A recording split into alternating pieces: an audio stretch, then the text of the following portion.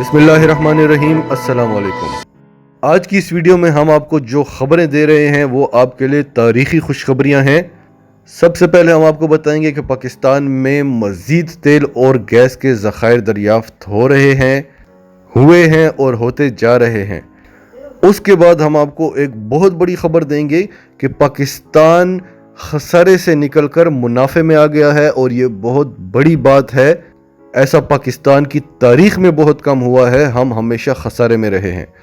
اور آخر میں آپ کو بتائیں گے کہ فارن پالیسی بہت بڑا میگزین ہے، وہ پاکستان کے بارے میں کیا لکھتا ہے، عمران خان کے بارے میں کیا لکھتا ہے، پاکستان میں کیا ہوا ہے اور کیا ہونے جا رہا ہے، اس کی ڈیٹیل آپ کو بتائیں گے۔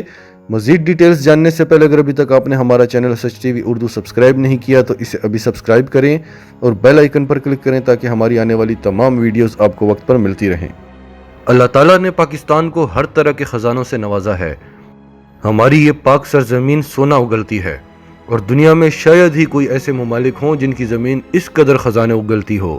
لیکن پھر بھی ہم دنیا میں ایک بڑی طاقت لیکن ایک کمزور معیشت کے طور پر جانے جاتے ہیں، کیونکہ اللہ کی کرم نوازی تو رہی، لیکن ہماری اپنی کوتاہیاں ہیں کہ ہم نے ہر اس شخص کی قدر کی جس کا کام ہماری خدمت کرنا تھا، لیکن وہ ہمیں اپنی رعایا سمجھتا رہا، ہمیں لوٹتا رہا، اور ہم ان کو اپنے سروں پر بٹھاتے رہے۔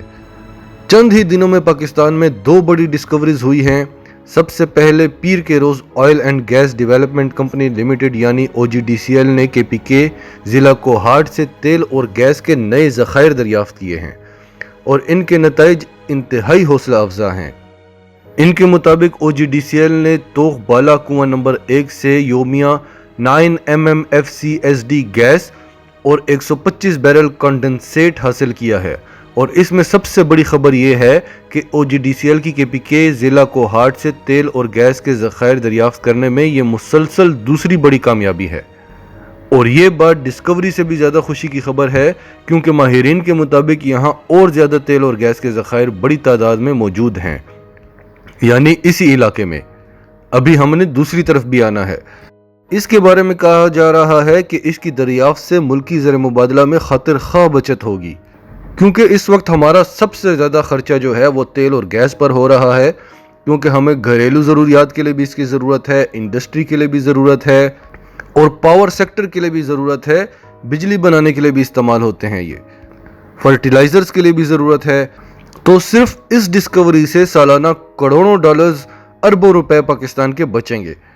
پھر اس کے بعد ماری پیٹرولیم کی طرف سے بتایا گیا کہ ان کو مسلسل 6ویں بار کامیابی ملی ہے گیس کے ذخائر دریافت کرنے میں، اور یہ ہیں 3.127 mmsCFD کے ذخائر ہیں، اور یہ ڈیرکی ڈسٹرکٹ گھوٹری سے ہے، اور اس کا نام ہے اقبال 1 کنواں۔ اور یہ مسلسل کامیابیاں ہونا بہت بڑی بات ہے۔ سینکڑوں کوششیں کرنی پڑتی ہیں، جگہ جگہ ڈرلنگ کرنی پڑتی ہے، تب جا کے کوئی ایک آدھ کنواں نکلتا ہے۔ اور پاکستان کو اس وقت اپنے تیل اور گیس کے ذخائر کی شدت سے ضرورت ہے، کیونکہ اس کا فائدہ زر مبادلہ کے ذخائر کو تو ہوگا، ظاہر ہے ایکسپورٹ بڑھیں گی، پیسہ آئے گا ملک میں، لیکن مہنگائی کو کنٹرول کرنے کے لیے اس وقت پاکستان کو سب سے زیادہ ضرورت ہے کہ ڈالرز میں چیزیں نہ خریدی جائیں، اور تیل اور گیس ہمیں ڈالرز میں خریدنا پڑتا ہے۔ ڈالر ہم جتنے کم دیں گے اتنا زیادہ ڈالر کا ریٹ رکے گا، کیونکہ ملک میں ڈالرز ہوں گے، اس کی قیمت گرے گی تو مہنگائی کنٹرول ہوگی۔ اور یہ سب دیکھ کر دوسری کمپنیز بھی پاکستان میں انٹرسٹ لے رہی ہیں۔ اس وقت ہمیں توانائی کی ضرورت ہے، زیادہ سے زیادہ اور سستی بجلی ہوگی، سستی گیس ہوگی، سستا پیٹرول ہوگا، تو جو چیزیں ہم ایکسپورٹ کرتے ہیں ان پر لاگت کم آئے گی اور پروفٹ زیادہ ہوگا۔ اور ابھی ہمیں فیوچر میں اور توانائی کی ضرورت پڑنے والی ہے، کیونکہ ہم نے صنعتی زونز لگائے ہیں سی پیک کے، اس میں بہت زیادہ انڈسٹری بن رہی ہے، تو اس انڈسٹری کو چلانے کے لیے توانائی کی ضرورت ہوگی۔ اس کے بعد ترکی کے سفیر نے ملاقات کی ہے وزیر توانائی سے، اور اس خواہش کا اظہار کیا ہے کہ ترکی پاکستان کے انرجی سیکٹر میں شامل ہونا چاہتا ہے، اور وہ بھی رینیویبل انرجی میں، کیونکہ پاکستان بھی یہ چاہتا ہے کہ رینیویبل انرجی کو زیادہ سے زیادہ بڑھایا جائے، اور جہاں فاسل فیولز استعمال ہوتے ہیں یعنی تیل یا گیس کی ضرورت پڑتی ہے بجلی بنانے کے، ان طریقوں کو کم سے کم سطح پر لایا جائے۔ تو ترکی کی طرف سے بہت بڑی انویسٹمنٹ आने का इम्कान है और तुर्की की एनर्जी सेक्टर में काफ़ी ज़्यादा एक्सपर्टीज़ भी हैं। इसके अलावा 10 बड़ी चीन की कंपनियां हैं। चीन जो दुनिया की बड़ी मईशत है, उसकी 10 बड़ी कंपनियों के एक वफ्द से वज़ीर आज़म इमरान खान ने मुलाकात की है और उनसे कहा है कि वो अपने इलाकाई दफातर पाकिस्तान में खोलें। इमरान खान ने उनका खैर मकदम किया और इस ख्वाहिश का इजहार किया कि हम चीन के साथ अपने तिजारती ताल्लुकात नेक्स्ट लेवल पर लेकर जाना चाहते हैं और पाकिस्तान में क्या क्या मौक़े हैं उनसे उनको इन्फॉर्म किया। और ये चीन की 10 बड़ी कंपनियां हैं जो मुख्तलिफ शोबों से ताल्लुक़ रखती हैं। तो चीनी कंपनियों ने $5 अरब की इन्वेस्टमेंट का ऐलान किया है पाकिस्तान में। और ये सी पैक के अलावा हैं, ये प्राइवेट कंपनियां हैं जो खुद इन्वेस्ट करना चाहती हैं और $5 अरब की इन्वेस्टमेंट का बोला है। अब आते हैं पाकिस्तान की मईशत पर। पाकिस्तान की इकोनॉमी के हवाले से जो सिग्नल्स आ रहे थे, जो इशारे आ रहे थे, अब वो सच साबित होते हुए नज़र आ रहे हैं और एक बहुत बड़ा टर्न अराउंड नज़र आ रहा है पाकिस्तान की मईशत में। इमरान खान ने इस हवाले से ट्वीट भी किया है और इस तरह हमारी तारीख में बहुत ही कम हुआ है कि हमने सरप्लस देखा हो। हमारे खर्चे हमेशा ज़्यादा रहे हैं और आमदन हमेशा कम रही है, इसलिए हम हमेशा खसारे में रहे हैं। इमरान खान ने अपने ट्वीट में कहा है कि माशाल्लाह पाकिस्तान की इकानमी अब सही रास्ते पर है। पहले जुलाई 2019 में 61 करोड़ 30 लाख डॉलर का महीने में हमारा खसारा होता था। फिर 2020 के जून से हमें $10 करोड़ का खसारा रह गया था और अब जुलाई 2020 में हमें 42 करोड़ 60 लाख का मुनाफा हुआ है। इसकी मिसाल बिल्कुल वैसी ही है कि एक शख्स की तनख्वाह 20,000 है, उसके खर्चे 40,000 हैं, तो वो खसारे में ही जाता रहेगा, कर्ज़ों में डूबता रहेगा। फिर ये हुआ कि उसकी तनख्वाह 30,000 हो गई और उसके खर्चे भी 30,000 पे आ गए और अब उसकी तनख्वाह 40,000 है लेकिन खर्चे 30,000 हैं। यानी खर्चे भी कम हुए हैं, आमदन भी बढ़ी है। और आमदन कैसे बढ़ी है कि एक्सपोर्ट्स में 20% इजाफा हुआ है और रेमिटेंस भी बढ़ा है। रेमिटेंस कैसे बढ़ा है? क्योंकि पैसों की जो आमदोरफ्त है उसको गैर कानूनी तौर पर तकरीबन ख़त्म कर दिया गया है और कानूनी तौर पर पैसों की आमदोरफ्त में आपको बड़ी छूट दी गई है। इसके अलावा असद उमर साहब ने भी कहा है कि जब हमारी हुकूमत आई थी तो $2 अरब का माहाना का डेफिसिट था, यानी $2 अरब महीने का खसारा था और अब हम 42 करोड़ 60 लाख डॉलर्स का माहाना का मुनाफा देख रहे हैं। और अल्लाह करे कि ये चीज़ इसी तरह कंटिन्यू रहे और हमारा जो सरप्लस है वो बढ़ता रहे। और असद उमर साहब का कहना है कि हमारा खसारा इतना बढ़ गया था कि हम कर्ज़ों के बोझ तले दबे हुए थे और हमें कंप्रोमाइज़ करना पड़ता था अपनी इंडिपेंडेंस पर, यानी अपनी आज़ादी पर, अपनी सिक्योरिटी पर और अपने नेशनल इंटरेस्ट पर। क्योंकि आप इतने मजबूर हो जाते हैं कि आपको दूसरों से कर्जा लेना पड़ता है, तो जो पैसे दे रहा है उसकी आपको सुननी भी पड़ती है।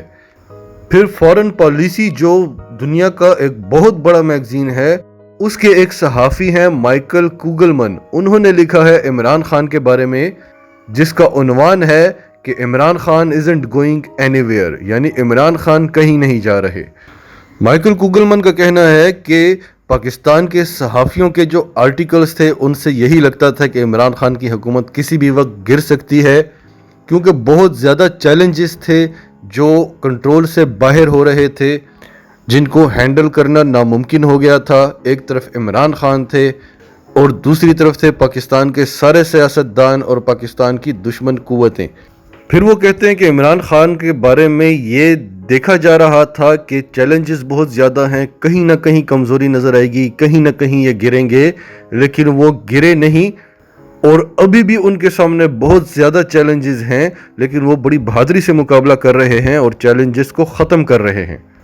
PIA का खसारा, शुगर माफिया, आटा माफिया, ये सब हुकूमतों के साथ मिलकर चलते थे और ये चैलेंजेस हमेशा से पाकिस्तान को रहे। लेकिन इस बार हुकूमत ने इनका साथ नहीं दिया, इनकी पकड़ धकड़ शुरू होने लगी तो इन्होंने इमरान खान को बड़ा टफ टाइम दिया और इनमें कुछ लोग इमरान खान के अपने भी थे। तब कहा जाता था कि अब तो इमरान खान की हुकूमत ही गिरेगी। फिर उनका कहना था, मैं जब पाकिस्तान आया तो हालात इतने बुरे हो चुके थे कि लोग इस हुकूमत को इनकम्पिटेंट कहने लगे थे। پھر اپوزیشن کی طرف سے جو چیلنجز تھے وہ ریکارڈ چیلنجز تھے، وہ تاریخی چیلنجز تھے۔ پھر اتحادی بھی ان کے ساتھ مل گئے، پھر عمران خان کی پارٹی کے اپنے بندے بھی۔ تو ان کا کہنا تھا کہ ہم یہ نہیں کہہ رہے کہ عمران خان کے لیے چیلنجز ختم ہو گئے ہیں، لیکن جو شخص اتنے زیادہ چیلنجز سے نکل سکتا ہے وہ باقی چیلنجز سے بھی نکل جائے گا۔ اور آخر میں ان کا یہ کہنا تھا کہ پہلی بار پاکستان کی حکومت اور پاکستان کی فوج ایک پیج پر نظر آتی ہے۔ جیسا کہ ہم سب جانتے ہیں کہ افواج پاکستان نے ہمیشہ صرف اور صرف نیشنل انٹرسٹ کی بات کی ہے، اور آج تک کوئی حکومت ایسی ملی نہیں جو صرف اور صرف پاکستان کا سوچے۔ اس لیے پاکستانی افواج اور پاکستانی حکومتیں ایک پیج پر 5 سال تک نہیں رہ سکیں، اور اتنے مشکل حالات میں، اتنے زیادہ چیلنجز میں جب ایک بندہ ملک کو خسارے سے نکال کر پروفٹ میں لا سکتا ہے تو وہ آگے جا کر کیا کچھ کر سکتا ہے۔ اس سب سے یہی نظر آتا ہے کہ جو کچھ بھی ہو جائے عمران خان اپنے وعدے پورے کر کے چھوڑیں گے۔ ناظرین، آپ کا اس سب کے بارے میں کیا کہنا ہے؟ کمنٹس میں اپنی رائے کا اظہار کریں، اور اگر آپ ہمارے چینل پر نئے ہیں تو ابھی سچ ٹی وی اردو کو سبسکرائب کریں، سچ ٹی وی اردو فیملی کا حصہ بنیں، اور ہماری ویڈیوز اگر آپ کو پسند آئیں تو انہیں لائک کریں، شیئر کریں، تاکہ زیادہ سے زیادہ پاکستانیوں تک یہ میسیجز پہنچتے رہیں۔